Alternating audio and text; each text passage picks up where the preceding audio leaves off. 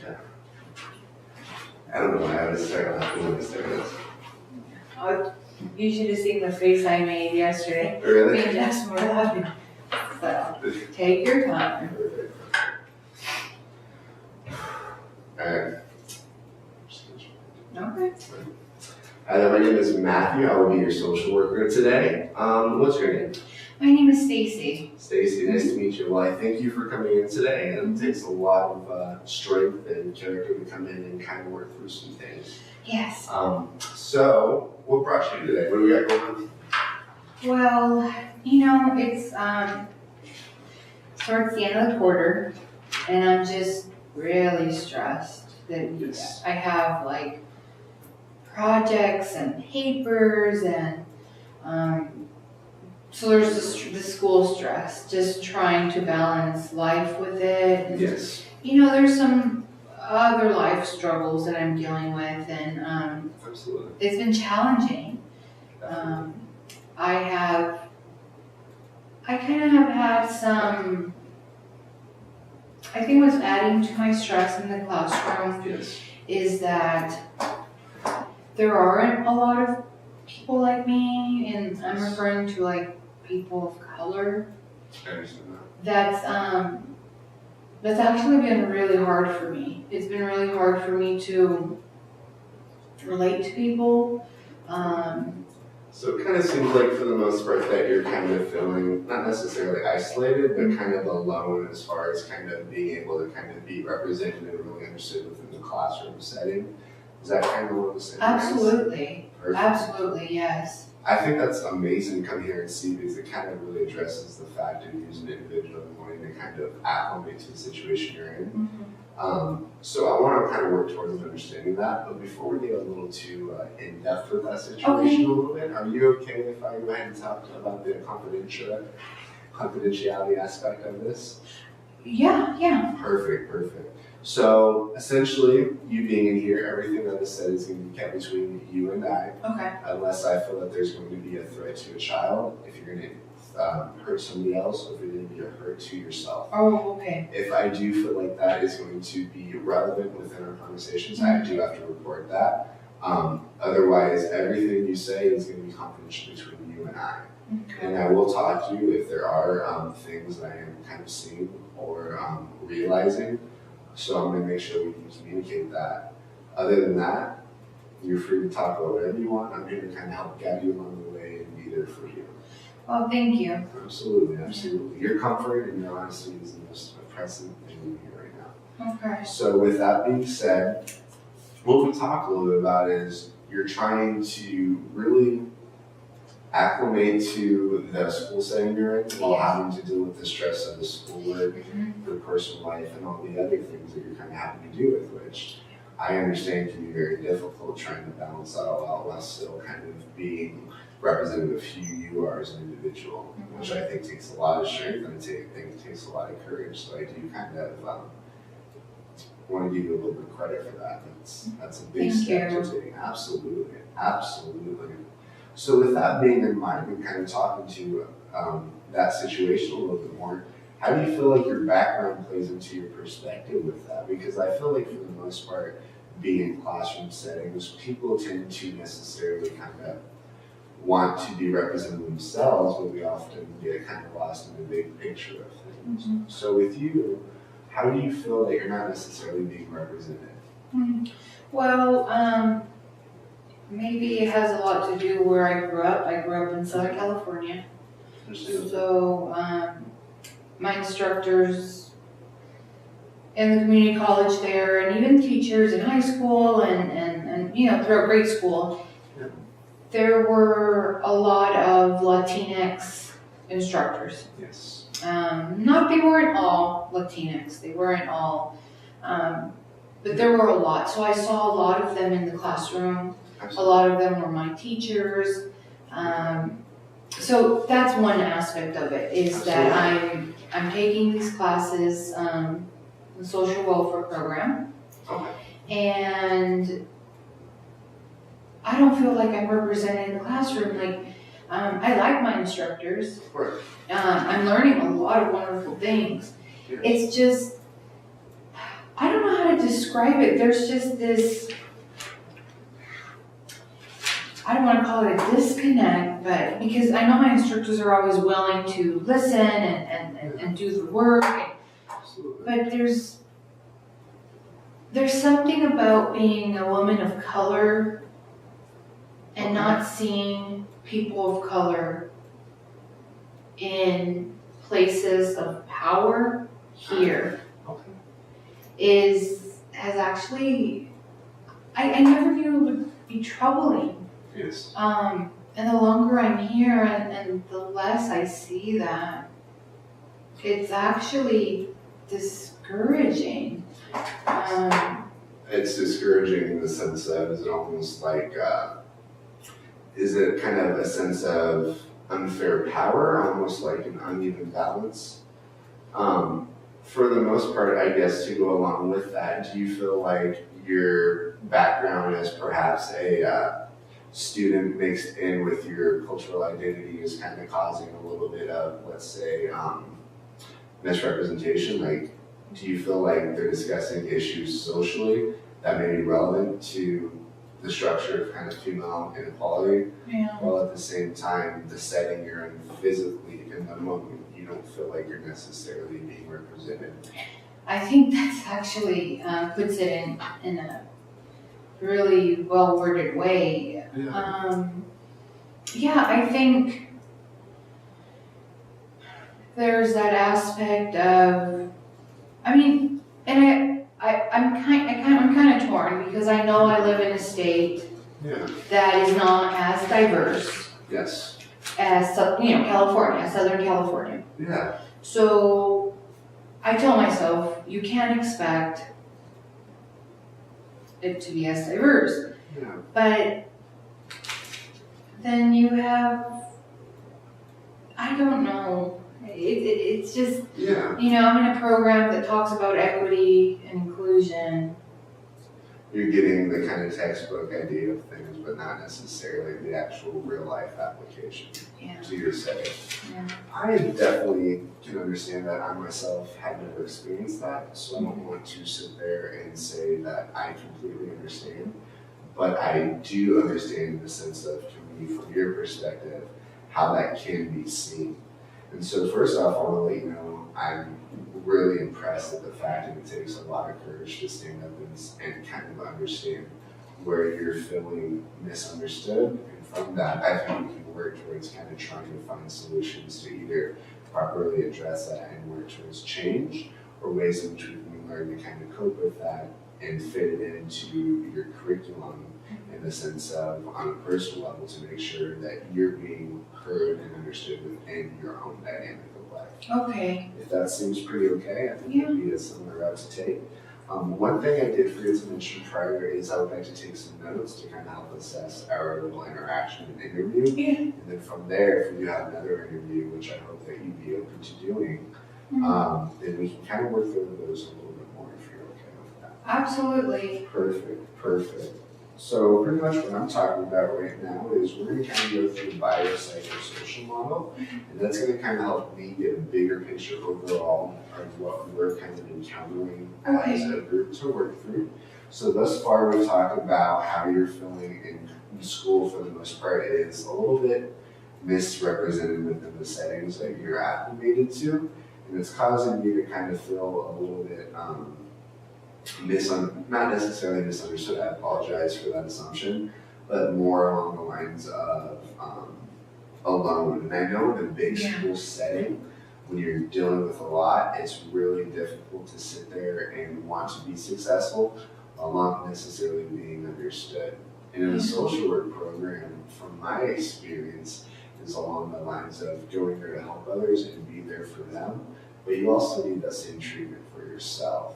And so if that seems pretty accurate, I would say we can kind of maybe work with that a little bit. Definitely. But let's kind of get into the biological aspect of things, if you're okay with that. Yeah. How are you feeling today? Like, health-wise, do you feel stressed out in the moment now, or do you feel like there's more triggers, essentially, like not being represented correctly?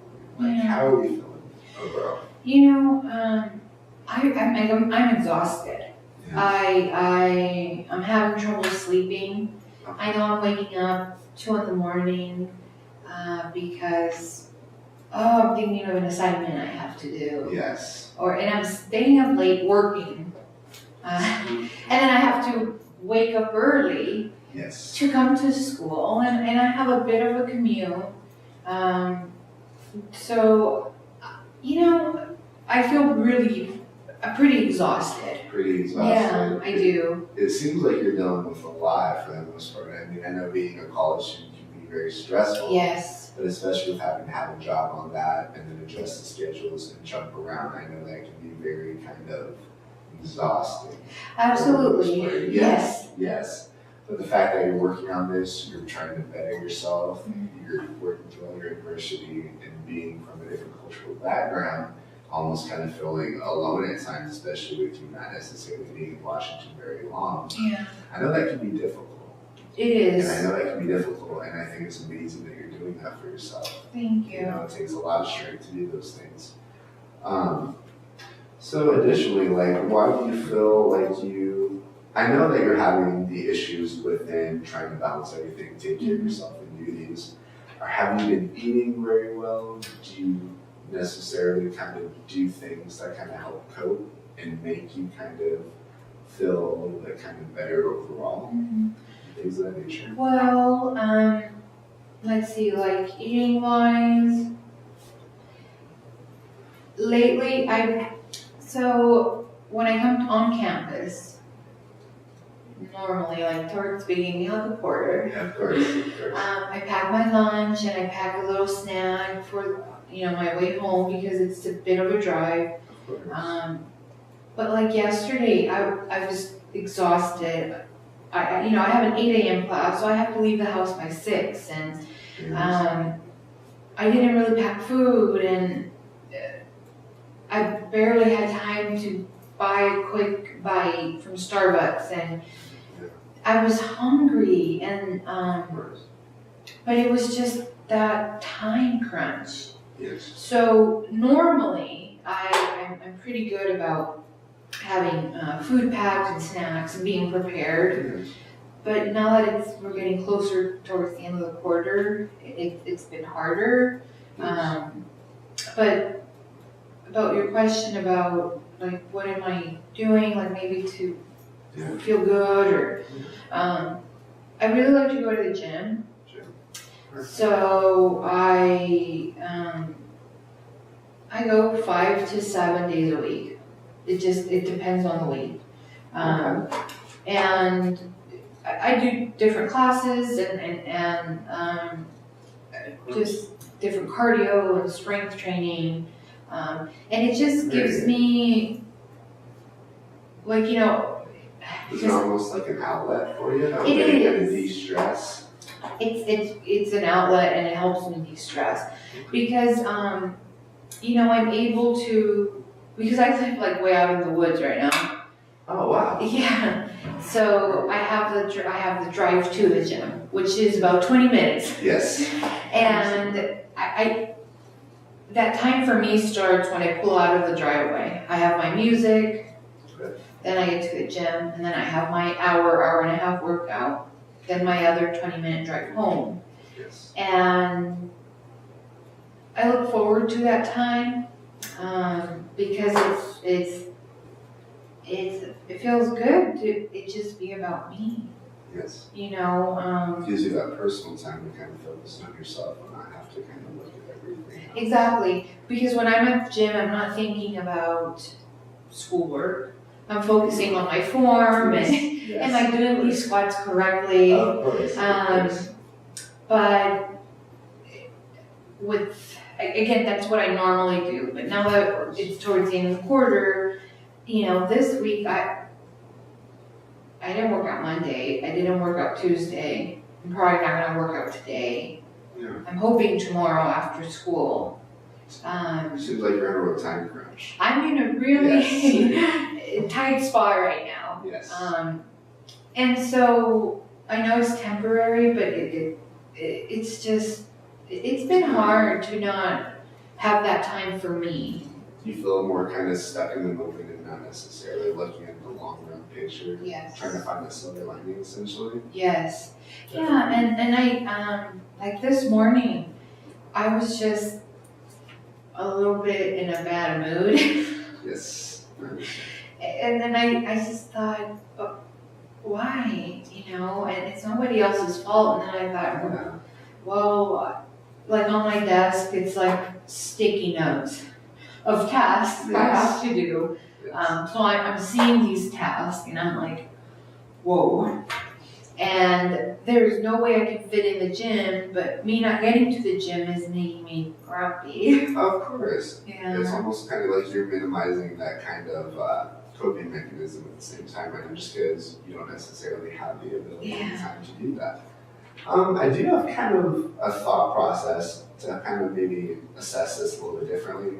At your school that you go to right now, are there any type of social networks or support systems that can be used, not necessarily kind of help you cope through school and kind of even just kind of taking care of your overall health as a community to kind of look out for one another? Have there been any kind of network systems that you've come across that would address your feeling misrepresented or unrepresented as a Latino student? I'm sorry, is that how you say Latina? I will right now Latinx just for the gender neutrality. Okay, Latinx, thank you for clarifying that. Have you ever looked on campus to see if there's any other students that are kind of facing the same situation as you? Because I'm sure with such a large student body, there may be some individuals that may be kind of encountering, which will hopefully let you understand that you're not alone. Yeah. It's normal to feel this way, and that there is going to be people there along the way for the most part. Have you kind of encountered anything? So, I have. So, you know, I really like my program, and we were assigned a faculty advisor, which is someone from the social welfare program, a faculty member. And so I think like my go-to person is my faculty advisor. Okay. But of course, you know, it's only like I can only go to her so many times. But so that's my number one resource. Then I've been to the student counseling center, Okay. and that there's another person there, another counselor there that I know I can go to. So would you say that's more of another kind of way to cope and kind of get a little bit of support along the way? Yeah. And then the third group I found was the Latinx Student Union. Nice. And it was so nice to be in a room with other Latinx students, and I mean, people like you, which I don't know, there's just this comforting feeling. Almost a sense of community. Yes. Unfortunately, this whole quarter, I only had time to go to one meeting. I understand. You know, which is the time crunches. Absolutely. So I know that club is there. Yeah. It's just my Again, time. trying to find the time to make it work and be a parent. Yeah. So I want to kind of go through this list a bit, see kind of ways that's helping you, and maybe we can kind of reaffirm that and find ways to, work with that help just in different ways to kind of help afford that time crunch. So with your program faculty advisor, I mean, have you found different ways to contact them to necessarily be more, as more of a way to kind of help you through your processes along the way?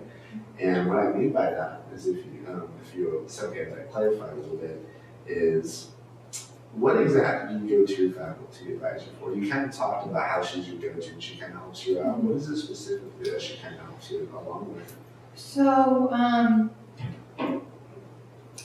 I've gone to her on different occasions just with some issues that have come up, like personal stuff or, and I know she's kind of there, if I had any questions regarding like career-wise, because, you know, she's a social worker herself. So I know someone that, you know, listens to me, and career-wise, she would definitely be, Sure. So she's almost a way to kind of sit there and listen to you as an individual to be heard, but she's also a mechanism to kind of keep you going forward. I think that's really good. I think it's really good that you have that network and that resource there for you. Almost like a guiding system. yes. And then with the student counseling that we go to, what aspects of that kind of help you out a little bit? Well, just to have a safe person to talk about just these personal and struggles, and she's a safe person that is a really good listener, and I guess for me there's that feeling of safety when I'm in her office. Okay. So more kind of like you're saying, to kind of reiterate a little bit, it gives you the safety to allow yourself to express your feelings and do it kind of in a safe way. I think that's really good. So thus far we have your guidance counselor who kind of helps guide your ambitions and your goals along the way, and this is just to kind of talk to you as a way to kind of cope and be understood more as a student. And then with the counseling, does it allow you to kind of be a little more understood in the sense of an individual and to be heard on a more personal level? I think it's good that you're recognizing the school guidance and kind of individual support and that overall physical, mental, and kind of, I apologize, biological health to kind of really be heard, because taking the time to be learned and understood really can kind of help us grow as individuals, especially with you coming from such a diverse background and coming into this. It can make it oftentimes kind of difficult to continuously move forward when you're not necessarily getting the exposure and the communication styles as well as the kind of like teachings that would most apply to you relevant now along the way. And if that's pretty accurate, I hope that this is going to kind of help you work through that a little bit. And finally, with us talking about the student union and the Latinx that you come across within that population, in what way or in what avenue do you gain support from that group? I know you talked about how it makes you feel recognized and it makes you not feel alone in a social setting. Big picture, my question would be, what exactly does the student union do to help support that and kind of help you stay focused as a student with such a difference in cultural experience? In what way does the student union kind of help you stay along that path and gain that strength? So there's that feeling of solidarity. There's that feeling of we don't, just by looking at each other, it's like we can transmit understanding, like we know the struggle. Absolutely. We you know, we kind of know what we each had to overcome to be here. So there's that, there's just this vibe or this energy of, we get it, you know.